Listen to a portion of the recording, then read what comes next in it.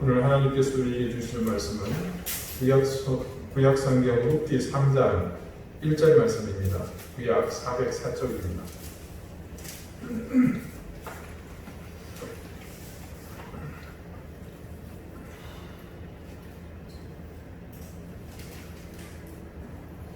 룻기 3장 1절의 말씀을 제가 읽겠습니다. 이게 다 같이 자리에서 일어나 하나님의 말씀을 경청하십시오.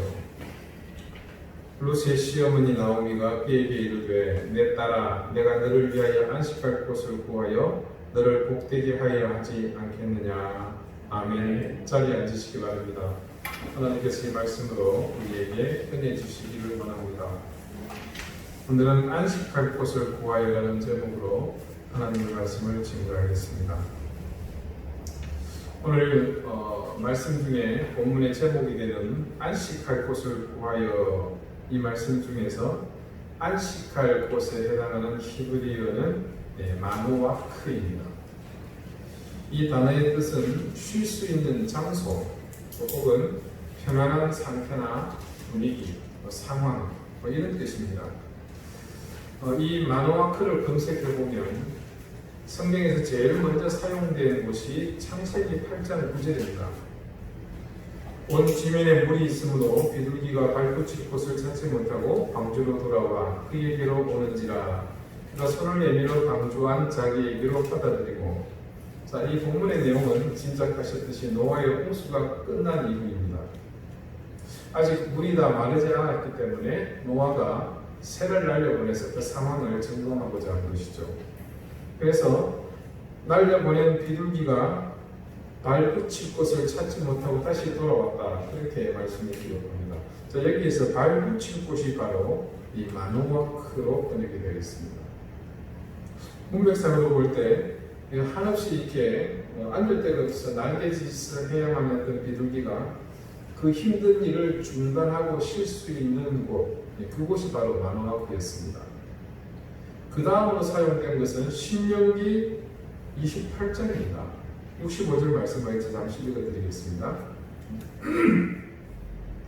그 여러 민족 중에서 네가 평안함을 얻지 못하며 네 발바닥에 쉴 것도 얻지 못하고 여호와께서 거기에서 네 마음을 떨게 하고 눈을 쇠하게 하고 정신을 산란하게 하시리니. 이 말씀에서 발바닥이 쉴 곳이라고 일말로 번역되어 있는 부분, 그러니까 하나님이 함께 하시지 않음으로 인해서 불안에 떨게 될 그 상황, 평안함이 없는 그 상황을 일컬어서 이 본문은 마노아크라 이렇게 기록하고 있습니다. 자, 그리고 그 다음 창세기 신명기 말씀 다음 세 번째 오늘 본문에 이 안식할 곳을 마노아크로 번역을 하고 있습니다. 그래서 이 마노아크는 심신이 평안하게 거주할 수 있는 곳을 지칭하는 경우, 또 한 가지는 물리적으로 안전한 곳을 일컫는 말이라는 것을 알 수 있습니다. 자, 오늘 나오미가 룻을 향해서 그러한 곳을 구하노라 말합니다. 근데 나오미가 그런 말을 한 것은 참 새삼스러울 일도 아닌 것이, 우리 지난주 말씀을 한번 기억해 보십시오. 보아스와 또 나오미가 공통적으로 룻에게 베푼 친절이 무엇이었습니까? 그것은 안전한, 평안한 무언가 함께 하도록, 가까이 하도록 하는 것이었죠. 그래서 그때 무슨 말을 제가 드렸죠? 이 가까이 하게 하라는 뜻이 다바크였다, 이렇게 말씀을 드렸죠. 이 다바크가 지향하는 것은 간단합니다. 우리 지난주 예로 드렸던 수많은 병자들 이야기 기억하시죠? 기적을 베풀어서 자신을 치유해 줄 수 있는 전능자에게 가까이 다가가야 하는 그 목적은 어디에 있었습니까? 다른 어떤 것보다도 자신의 병이 낫기를 바라는, 치유하기를 바라는 그런 소망 때문이죠. 그렇게 예수님을 통해서 일어나는 이적으로 그들은 고침을 받고 평안에 이르게 되는 것입니다. 오늘 룻에게 나오미가 빌고 있는 이 마노아크는 비록 며느리로 자신의 스라에 들어왔지만 참 딸과 같이 여기는, 그래서 나오미가 친어머니와 같은 마음으로 오늘 내 딸아 그리 부르지 않습니까? 그녀의 행복을 비는 마음이 담겨져 있는 그런 말이라고 볼 수 있습니다. 자, 이전까지 나오미의 인생은 참 기구하기 짝이 없었습니다. 조상적부터 살던 이 정든 곳을 떠나 이주했던 과거의 예전도 그랬지만 사랑하는 남편, 금쪽 같은 두 아들을 잃는 것은 어떤 인생보다도 고통스럽고 힘든 일입니다. 그래서 다시 고향으로 돌아왔습니다만은 이전의 삶의 터전은 모두 잃어버렸습니다. 며느리가 주워온 이삭으로 허기를 면해야 하는 그런 처지입니다. 그런 형편에 처한 나오미가 그 과정을 통해서 얼마나 간절히 마누아 그를 그리워했을지 우리는 충분히 미루어 짐작할 수 있습니다. 그렇게 삶의 질고를 겪으면서 나오미가 평안히 거하지도 못했고 안전하게 쉬지도 못했다면 지금 이 베들레헴 성내에서 이 사람만큼 이 마누아 그를 간절히 소망하는 사람이 누가 있겠습니까? 그래서 나오미는 자신의 처지를 생각하면서 간절히 룻에게도 이 마누아 그가 임하기를 빌고 있습니다. 2011년으로 기억합니다. 10년 전 일인데요. 당시 영락교회에서 부목사로 있으면서 인도네시아의 한 신학교에 구약의 소선지서 강의를 하기 위해서 그곳을 방문한 적이 있었습니다. 그곳은 영락교회에서 파송한 김상현 선교사님이 사역하고 있는 곳인데 영락교회가 그 신학교 운영에 재정 후원을 하고 있었고 이 김상현 선교사님과 또 총회에서 파송한 다른 선교사님들이 함께 이 신학생들 강의를 맡고 또 운영을 현지 목회자들과 함께 관장하고 있었습니다. 당시에 인도네시아에 큰 행사가 있었는지 직 한편이 모두가 매진이 되었습니다. 그래서 부득이 태국을 둘러 경유하는 편을 선택했고 그 바람에 시간이 이게 어중간해서 태국 공항에 밤 9시에 도착했는데 이튿날 아침 7시까지 꼬박 10시간을 기다렸다가 비행기를 갈아타야 했습니다. 오전에 자카르타 공항에 도착한 뒤에 수속을 마치고 출국장으로 나왔습니다. 그런데 저를 마중 나오기란 이 선교사님이 보이지 않는 겁니다. 잠시 기다리다가 화장실을 갔겠거니 그런 생각하고 10여 분을 기다려봤는데 그래도 나타나지 않습니다. 순간 뭔가 불안한 이 생각이 스물스물 이렇게 피어오릅니다. 그러면서 당황하기 시작했습니다. 영락교에서 7년 동안 사역하면서 인도네시아는 또 그때까지 3번을 방문했었습니다. 제일 먼저는 2006년도에 당시 예전도의 임원진을 인솔해가지고 지금 제가 가는 신학교 말고 또 메단이라는 인도양에 큰 섬이 있습니다. 그 섬에 있는 신학교 졸업식에 참석자 방문했었습니다. 그리고 두 번째는 그로부터 2개월 후에 남성교회가 인도하는 인터넷 해외 선교 프로그램이 있었습니다.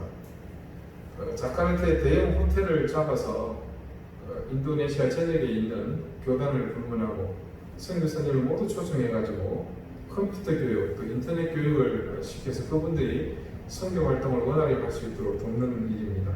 그때 제가 인솔자로 참석을 한 적이 있었습니다. 첫 번째, 두 번째 방문 때는 대규모 인원들과 함께 왔던 터라 별다른 걱정이나 돌발 상황에 대해서 크게 염려는 없었습니다.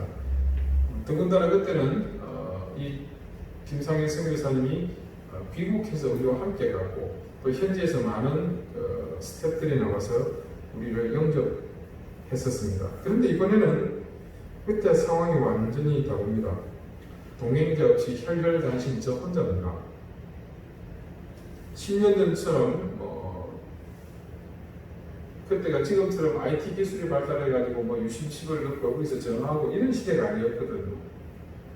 현지 선교사와 연락이 불가능합니다. 한 30분이 지나고 1시간쯤 돼가는데 불안함이 가중돼서 별의별 생각이 다 드는 겁니다.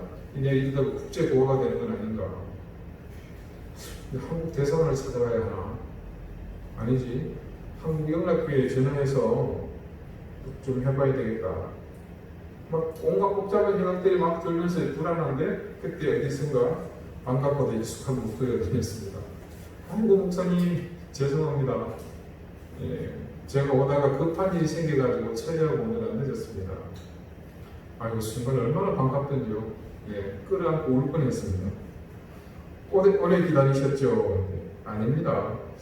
여기저기 공항 둘러보느라 시간 가는 줄 몰랐습니다. 자카르타 공항, 우리 제주공항 말합니다.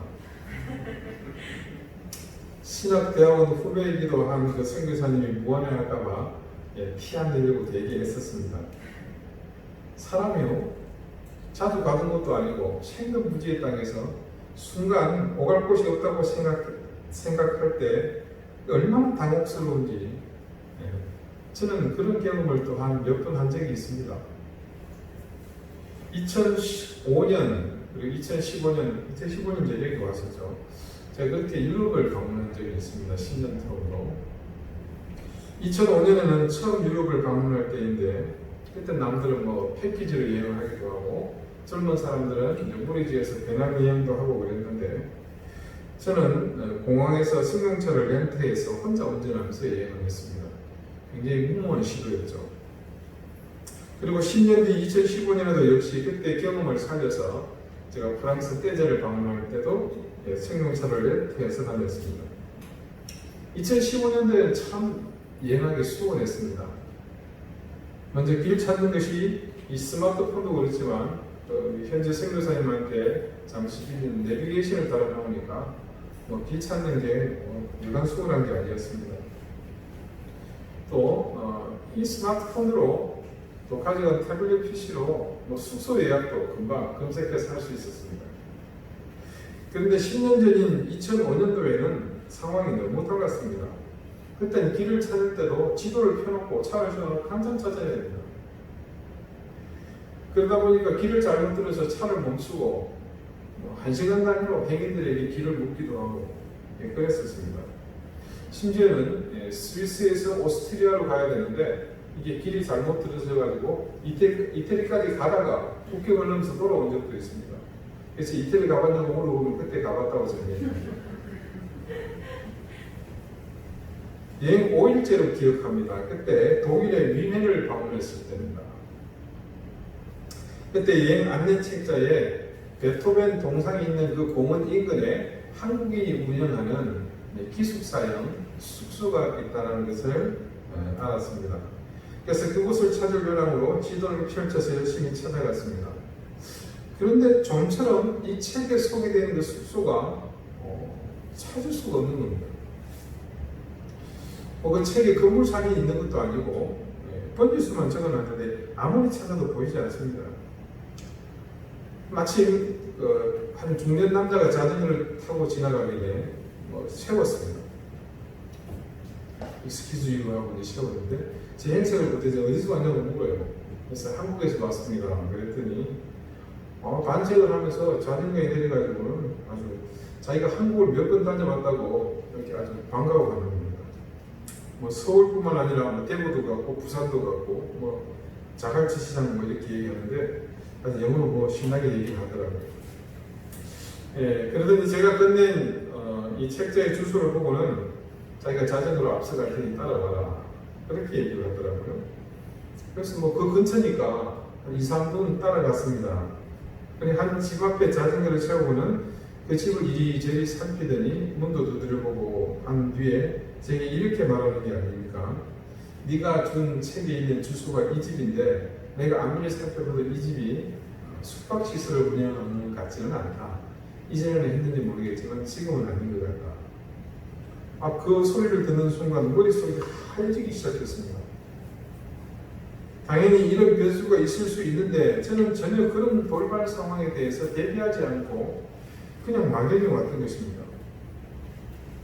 그 독일 사람은 난색해하는 저를 보더니 다른 숙소를 알아보는 것이 좋겠다면서 손으로 방향을 가리키며 그쪽으로 조금만 가면 저렴한 호텔들이 몇 곳이 있으니까 그곳에서 숙박을 하는 것이 좋겠다고 권했습니다.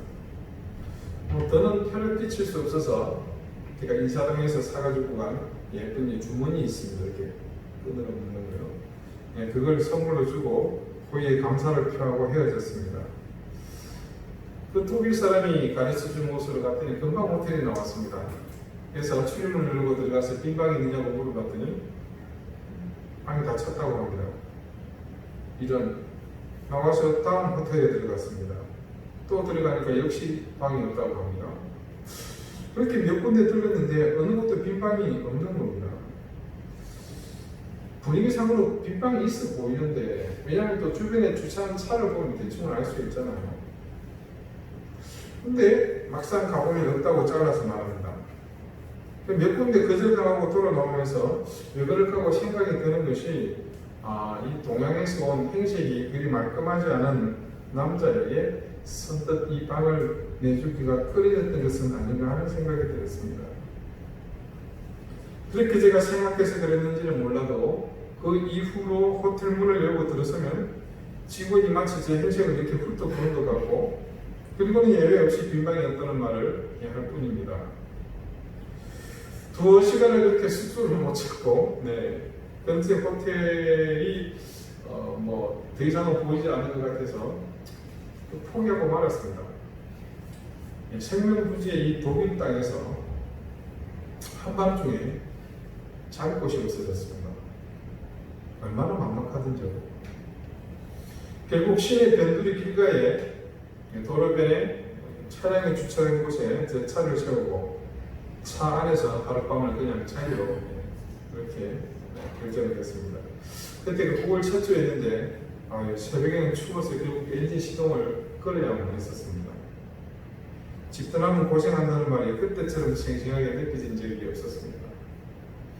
내가 편안히 눕고 일어날 수 있는 곳이 있다는 것, 이건 정말로 감사하고 또 행복한 일이라는 것을 다시 한번 생각해 보게 됩니다. 여러분, 오늘 말씀 속의 마누아크는 바로 그런 편안히 눕고 일어날 수 있는 거처를 일컫는 말이기도 합니다. 마누아크는 또한요, 하나님이 주시는 은혜와 평강이 있는 장소를 이루는 그런 말이기도 합니다. 자, 그래서 나오미가 마누아크의 간절함을 담은 또 다른 이유가 있습니다. 그녀의 이전 인생이 마누아크와 정반대의 삶을 살았기 때문입니다. 자, 기억해 봅시다. 엘리멜렉의 가정이 베들레헴 성에서 지냈다면 그들은 하나님이 주시는 기업 안에서 불안함 없이 평안히 마누아크에 그냥 거주할 수 있었습니다. 그런데 그들은 그런 삶을 버리고 생명부지의 땅 모압을 택해서 갔습니다. 뭡니까? 하나님의 마누아크를 거부하고 자신들의 마누아크를 찾아간 거죠. 그렇게 떠났으면 그곳에서 정말로 성공하는 삶을 살아야 했지만 그들의 삶은 우리가 아는 것처럼 성공한 삶이 아니었습니다. 그들의 선택에 의한 삶의 결과 마누아크와 전혀 다른 방향으로 결론나고 말았습니다. 여러분, 하나님은 언제나 우리에게 이 마누아크를 주시고자 하십니다. 그것을 여러분은 믿으십니까? 그런데 불행하게도 인간들은 하나님이 주시는 그 안식할 곳, 마누아크의 복을 주시는 그곳을 외면하고 하나님 주시는 행복이 아닌 자신의 행복을 찾아서 갑니다. 그렇게 살기를 위해서 찾아가는 사람들이 반드시 선택하는 도구가 있죠. 그것은 돈과 명예와 권력입니다. 대다수 사람은 이 세 가지를 차지하고자 아등바등하면서 삽니다. 그래서 대부분 인간에게는 이 세 가지의 삶의 목적이 반드시 존재합니다. 이것이 이끄는 삶이 바로 하나님을 모르고 사는 사람들의 일반적인 인생입니다. 일반적인 사람들 이 세 가지 경우에 몰입하면서 사는 그런 인생들에게는요, 하나님의 은혜나 구주 예수 그리스도의 복음이 들어갈 그래서 자리 잡을 여유가 없습니다. 매 순간 그들은 인생의 대부분의 시간들을 이것들을 채우기 위해서, 그와 유사한 것들을 채우기 위해서 동분서주하기 때문에 그들의 삶의 자리는 온통 그런 것들을 가득 차 있거든요. 자, 우리 한번 생각해 봅시다. 돈을 벌고자 하는 사람이 어느 정도 목표한 액수가 채워지면 그만두는 것을 본 적이 있으십니까? 절대 그렇지 않습니다. 전에 모 가수가 그런 얘기를 하더라고요. 자기가 가만히 보니까 세상에는 두 종류의 사람이 있더랍니다. 죽을 때까지 돈 버는 사람, 돈 벌다가 죽는 사람. 두 번째는 돈 벌어놓고 죽는 사람. 그 우스갯소리를 한번 봤는데 참 맞는 말인 것 같아요. 자기는 벌어놓은 것을 쓰다가 죽겠다고요. 자, 왜 돈을 법니까? 이유는 많겠지만 근본적인 질문에 대한 대답을 한번 해보십시다. 지금보다 더 윤택하고 풍요로운 삶을 살기 위해서 아니겠습니까? 그래서 돈을 벌었으면 윤택한 삶을 통해서 평안도 누리고 행복해야 하지 않겠습니까? 그래서 그곳에 진짜 마누아크가 있어야 하지 않겠습니까? 그런데 돈을 향해 집중하는 인생을 사는 한 절대로 마누아크에서의 삶은 살지 못합니다. 그 돈 때문에 늘 불안하고 평안하지 못합니다. 내게 행복을 가져다 줄 것이라 평안한 삶을 만들어 줄 것이라 기대했던 도구가 오히려 더 불행하게 만드는 경우를 우리는 수없이 보아왔습니다. 평안한 삶이 아니라 쫓기게 만들고 정착하지 못하게 만들고 불안함 속에서 자꾸만 집착하게 만듭니다. 동일한 이유로 명예를 쫓는 삶이나 권력을 쫓는 삶도 매한가지입니다. 내가 움켜쥐고 내 마음대로 하면 평안하고 기쁠 것 같지만 누구도 명예와 권력을 주고서 평안했다고 행복했다고 그렇게 토로하는 사람은 보지 못했습니다. 그저 불나방처럼 죽을 줄 모르고 불을 향해 달려드는 그 모습과 그들의 인생이 너무나 흡사합니다. 오늘 나오미가 사랑하는 딸 같은 며느리 루세에게 안식할 곳을 구하여 그녀를 복되게 하겠노라고 말하는 그곳은 이런 돈과 권력, 명예를 가지고 얻을 수 있는 그런 자리가 아닙니다. 그곳은 지난주에도 보았지만 그녀가 어떤 해도 당하지 않고 안전하게 있을 수 있는 바로 주님의 곁을 말하고 있는 것입니다. 이제 나오미가 하나님을 원망하며 살 때는 다른 희망이 없었습니다. 그런데 룻이 보아스를 통해서 은혜를 입고 또 그녀와 룻이 함께 염려와 근심을 벗어버리게 해주신 하나님을 만나면서 그녀는 이제 이전에 허황한 마누아크의 삶이 아니라 진정한 의미의 마누아크를 구하는 모습을 우리는 볼 수 있습니다. 그리고 나오미가 룻에게 이 마누아크를 약속하는 데는 또 다른 이유가 있습니다. 자, 여러분, 이러든 저러든 나오미는 이제 거주하게 된 이곳이 어디입니까? 자기 고국이고 자기의 고향이지 않습니까?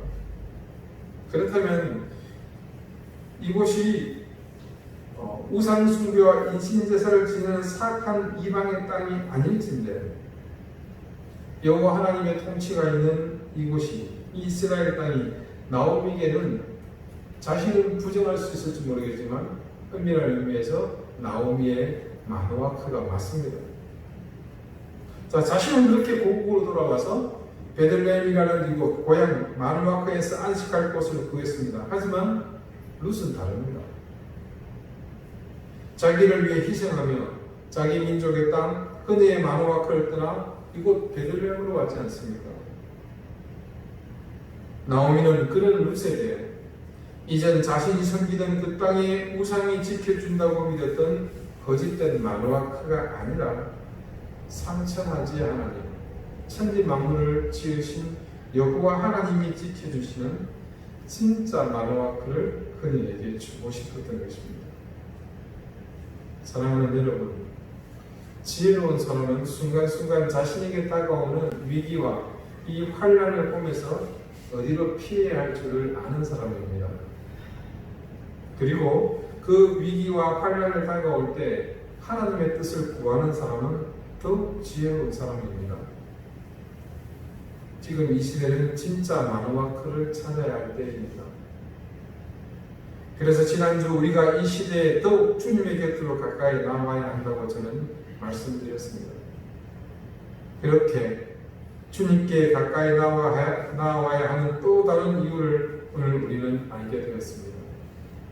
바로 이곳 주님께 가까이 나오는 것이 우리가 참된 안식, 참된 마누아크를 얻는 곳이기 때문입니다. 여러분, 세상이 아무리 혼란스럽고 우리의 생각을 성들이째 뺏을 만큼 매혹적이라고 하더라도 결코 우리의 중심이 흔들리지 않도록 또다시 주님을 굳건히 붙잡으십시다. 제 아무리 좋은 곳이라고 하더라도 주님께서 함께 하시지 않으면 그곳에는 마누아크가 없습니다.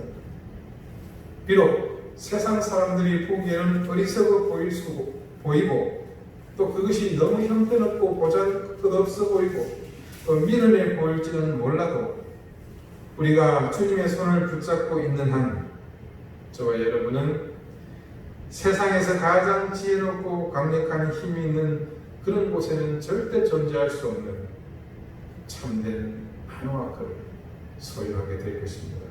기도드리시겠습니다. 하나님, 언제나 우리에게 마누아크를 주심을 감사드립니다. 하지만 어리석게도 우리는 스스로 자신의 욕망을 이루는 곳이 마누아크인 줄 알았습니다. 욕망을 채우기 위해 돈을 따라 명예와 권력을 따라 살았던 어리석은 우리의 인생을 불쌍히 여겨 주십시오.